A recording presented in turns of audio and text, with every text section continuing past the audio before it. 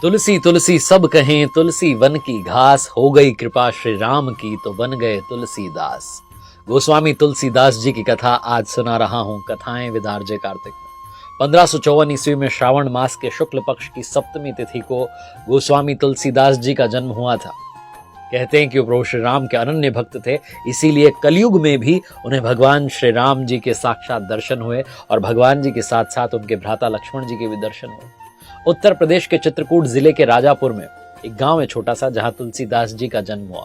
उनके पिताजी आत्माराम दुबे जी और माता जी का नाम था तुलसी देवी जी। जिस नक्षत्र में पैदा हुए कहा गया कि वो अशुभ है, और ये शंका इस बात से बढ़ी कि कुछ घटनाएं घटी, जैसे कि तुलसीदास जी के जन्म होते ही वो रोए नहीं, बल्कि उन्होंने श्री राम शब्द का उच्चारण किया। उनके शरीर की जो साइज थी, आकार था, वो सामान्य बच्चों की तुलना में ज्यादा था, और इन सबसे बढ़कर उनके मुंह में पहले से ही दांतों की उपस्थिति थी। ये सारी जो थी घटनाएं देख करके पिताजी को लगा कि कोई अमंगल ना हो जाए, बालक के जीवन पर संकट ना आ जाए, तो माता ने अपनी एक चुनिया नाम की दासी जो थी उसके साथ में बालक को ससुराल भेज दिया। विधि का विधान कुछ और था, वो अगले दिवस ही वो लोकवासी हो गए। चुनिया जी ने बालक तुलसीदास जी का पालन पोषण जो है बड़े प्रेम से किया, लेकिन जब तुलसीदास जी करीब 5.5 वर्ष के हुए तो चुनिया जी भी ये जगत छोड़ करके चली गई।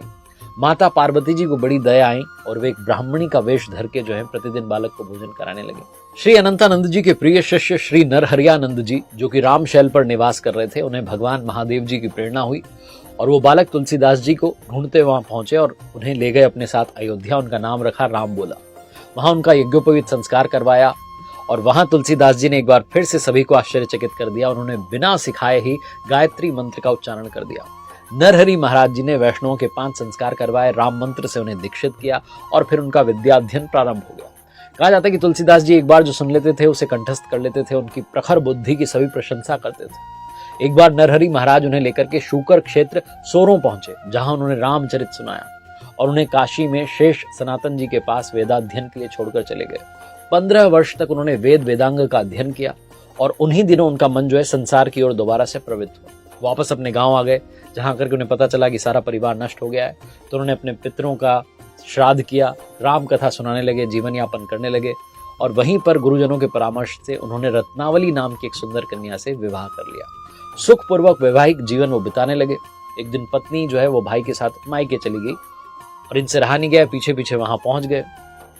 तो पत्नी को इस बात से बहुत क्रोध आया। उन्होंने धिक्कारते हुए कहा कि यदि आपकी आसक्ति मेरे हाड़ मांस के शरीर में ऐसी है, आप सोचिए कि यही आसक्ति अगर आपकी भगवान के श्री चरणों में होती तो आपका बेड़ा पार हो जाता। ये बात उन्हें चुभ गई और उसी समय वहां से चल दिए। प्रयागराज पहुंचे, संन्यास लिया, तीर्थाटन करने लगे। मानसरोवर में कहते हैं कि उन्हें काकभुशुंडी जी के दर्शन भी हुए। तीर्थाटन के पश्चात ये काशी में रहकर के राम कथा सुनाने लगे। कहते हैं कि वहां पर उनकी एक प्रेत से भेंट हुई, जिसने उन्हें हनुमान जी का पता बताया। हनुमान जी से जब मिले तुलसीदास जी तो उन्होंने कहा कि भगवान श्री राम जी के दर्शन करने। हनुमान जी ने कहा कि श्री राम जी के दर्शन तो आपको चित्रकूट में होंगे। हनुमान जी की आशीष प्राप्त करके चित्रकूट आए। चित्रकूट में उन्होंने राम घाट पर अपना एक स्थान तय कर लिया और वहीं प्रभु के दर्शन की जो है प्रतीक्षा में साधनारत हो गए। एक बार प्रदक्षिणा करते हुए मार्ग में श्री रघुनाथ जी के दर्शन हुए और उन्हें पहचान नहीं पाए। उन्होंने घोड़े पर सवार अद्भुत छवि वाले 2 राजकुमार देखे, जो कि धनुष और बाण लिए हुए थे। तुलसीदास जी बस देखते ही रह गए, पहचान नहीं पाए। हनुमान जी ने आकर के उन्हें बताया कि आज आपको प्रभु ने दर्शन दिए। तुलसीदास जी बहुत दुखी हुए कि मैं पहचान नहीं पाया। हनुमान जी ने कहा कि आपको कल सुबह फिर से एक बार दर्शन होंगे। मौनी अमावस्या के उस सुंदर बुधवार के दिन संवत 1607 में भगवान श्री राम उनके सम्मुख पुनः प्रकट हुए। इस बार वो बालक रूप में थे। उन्होंने तुलसीदास जी से कहा कि बाबा हमें चंदन दो, पर तुलसीदास जी दर्शन में ऐसे खोए थे कि प्रभु की वाणी भी नहीं सुनी। तब हनुमान जी ने सहायता के लिए तोते के रूप में एक दोहा बोला। चित्रकूट के घाट पर भई संतन की भीड़, तुलसीदास चंदन घिसत तिलक देत रघुबीर। प्रभु श्री राम ने अपने हाथ से ही चंदन लेकर के तुलसीदास जी के माथे पर लगाया, अंतर ध्यान हो गए। एक बार तीर्थाटन करते हुए तुलसीदास जी प्रयागराज में थे। वहां माघ मेला चल रहा था। कुछ दिनों के लिए वहां रुक गए और कहते हैं कि 6 दिन बाद उन्हें एक वृक्ष के नीचे महर्षि भारद्वाज जी और याज्ञवल्क्य जी मुनि के दर्शन हुए। वहां उस समय पर श्री राम कथा हो रही थी, जो तुलसीदास जी ने अपने गुरुदेव से सूकर क्षेत्र में सुनी थी। वहां से वो काशी आ गए। एक ब्राह्मण के घर पर प्रहलाद घाट पर रहने लगे। वहीं पर उनके भीतर कवित्व शक्ति का प्राकट्य हुआ और संस्कृत में पद्य जो है रचना करने लगे। एक विचित्र घटना वहां पर घटी। दिन में वो जितने भी पद लिखते थे, रात्रि में सब लुप्त हो जाते थे। 8 दिन तक ये क्रम चला और 8वें दिन उन्हें स्वप्न आया। भगवान महादेव जी ने उन्हें कहा कि जन भाषा में काव्य रचना कीजिए। उनकी आंखें खुली तो देखा कि साक्षात महादेव जी वहां पर थे। उन्हें साष्टांग दंडवत प्रणाम किया तुलसीदास जी ने और महादेव जी ने वही बात पुनः दोहराई। भगवान जी ने कहा कि आप अयोध्या जी जाइए, हिंदी में काव्य रचना कीजिए। उन्हें आशीर्वाद दिया कि आपका काव्य वेदों के समान फलदायी होगा। भगवान महादेव जी का आदेश मानकर अयोध्या आ गए तुलसीदास जी और संवत 1631 की रामनवमी के दिन ग्रहों की स्थिति बिल्कुल वैसी थी जैसी त्रेता युग में राम जन्म के समय थी।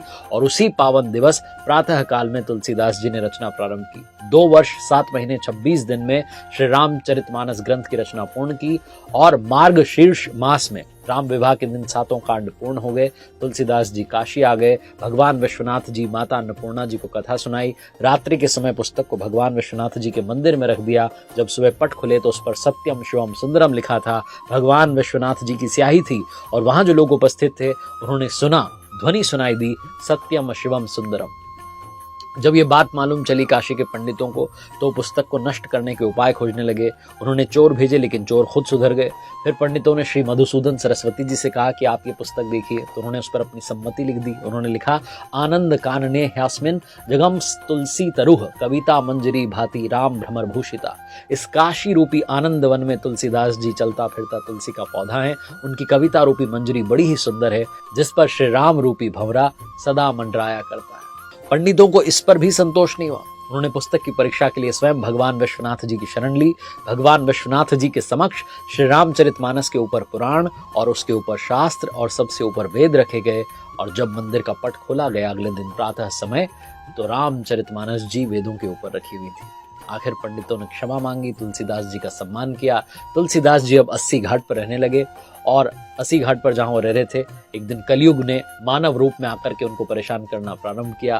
तुलसीदास जी ने हनुमान जी को पुकारा। तब हनुमान जी ने उन्हें विनय पद लिखने के लिए कहा और तभी तुलसीदास जी ने बहुत ही सुंदर ग्रंथ विनय पत्रिका की रचना की, भगवान जी के चरणों में अर्पित कर दिया। श्री राम जी ने उस पर अपने हस्ताक्षर किए और तुलसीदास जी को अभय कर दिया। भगवान श्री राम की कथा का गुणगान करते हुए तुलसीदास जी ने बाकी का समय काशी में बिताया और 80 घाट पर गोस्वामी जी ने राम राम कहते हुए अपना शरीर परित्याग कर दिया। अब आखिरी में बात करते हैं हनुमान चालीसा जी की, जो कि तुलसीदास जी ने जिसकी रचना की, विश्व प्रसिद्ध हनुमान चालीसा। और इसकी रचना की भी एक अद्भुत कथा है।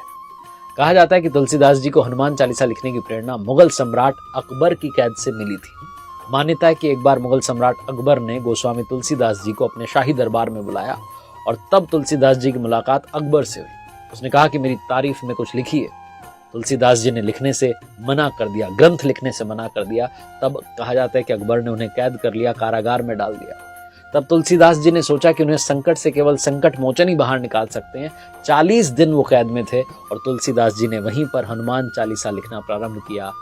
हनुमान चालीसा लिखने के बाद उसका पाठ किया।